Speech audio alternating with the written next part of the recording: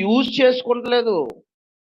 గతంలో చెప్పిన మాట ఇప్పుడు కూడా చెప్తాను. నీ దగ్గర ₹1,00,00,000 పోయినా, నీ ఆయుష్కాలం బాగుంటే, నీకింకా భూమి మీద నూకలుంటే, ₹1,00,00,000 కంటే 2,00,00,000 సంపాదించగల స్తోమత నీకుంటది.